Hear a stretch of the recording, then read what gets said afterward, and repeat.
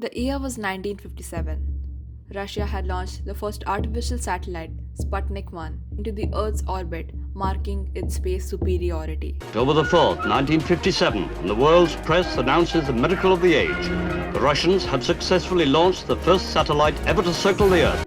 Tensions were high. The Cold War was heating up.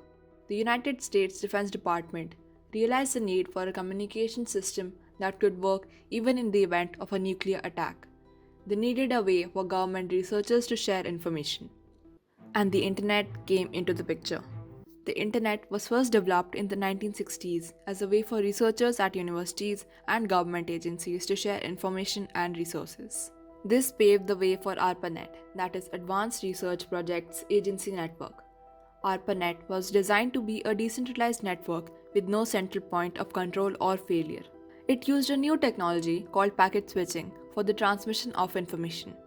Packet switching basically means breaking up a message into smaller packets, each of which is sent individually to the destination. The packets are then reassembled at the destination to form the original message. In 1969, the first message was sent from UCLA to Stanford Research Institute. It was intended to read login, but only the letters L and O could be sent because Stanford's system crashed. The first email was sent by Ray Tomlinson in 1971 to none other than himself. He created the email program in his free time. In 1982, the TCP and IP, that is Transmission Control Protocol and Internet Protocol, emerged as the communication protocol for ARPANET. TCP and IP is a fundamental part of the Internet even now. TCP is responsible for breaking the data into packets, sending them to the destination, and ensuring that all packets are received correctly. IP provides the ability to route the packets of data from one device to another based on the destination's IP address. Together, TCP and IP provide a complete set of rules for communication over the Internet. In 1983, the domain name system established the familiar .edu, .gov, .com, .mil, .org, .net, and .in systems for naming websites. Tim Berners-Lee, a scientist at CERN, developed hypertext markup language in 1990. And finally, the World Wide Web was introduced in 1991. Oftentimes, www is used incorrectly interchangeably for the Internet. Let me clear that out.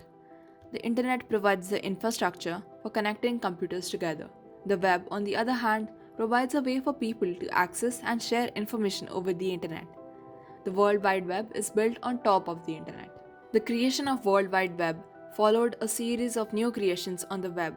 The first website, made by Berners-Lee, which was a simple page of text describing the World Wide Web project, went online on August 6, 1991. It could be called an unofficial white paper of the WWW. Soon after, the first web browsers such as Mosaic, Microsoft, and Netscape were developed, making it easier for people to access the web. Two electrical engineering graduates from Stanford University, Jerry Yang and David Filo, created Yahoo in 1994. The site was originally called Jerry and David's Guide to the World Wide Web. Amazon.com, Craigslist, eBay, and the first online dating site, Match.com, went live in 1995. The browser war at that time, majorly between Microsoft and Netscape, heated up.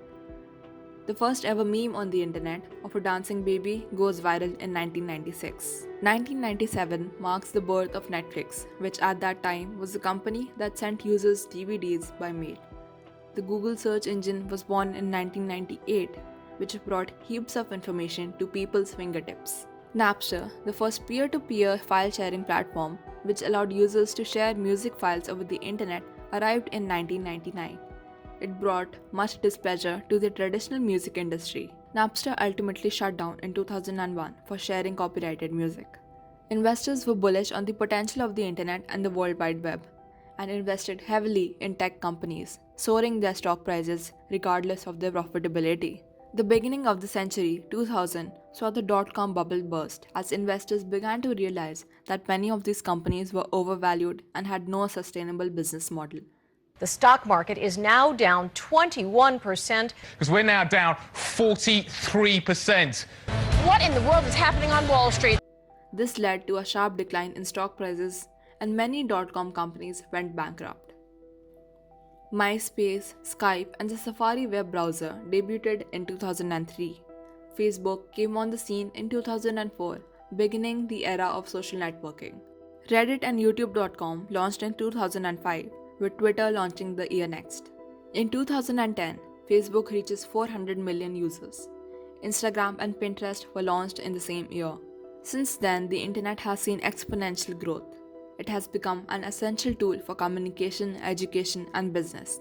It continues to evolve at an unprecedented pace, with the rise of technologies such as cloud computing, big data, and artificial intelligence. Smart devices and the Internet of Things has made our lives much easier at the cost of our data. In 2022, there were 5 billion plus people connected to the internet. That is more than half of the global population. I will end this video by saying, technology and the internet can be good servants, but bad masters. Thank you for watching.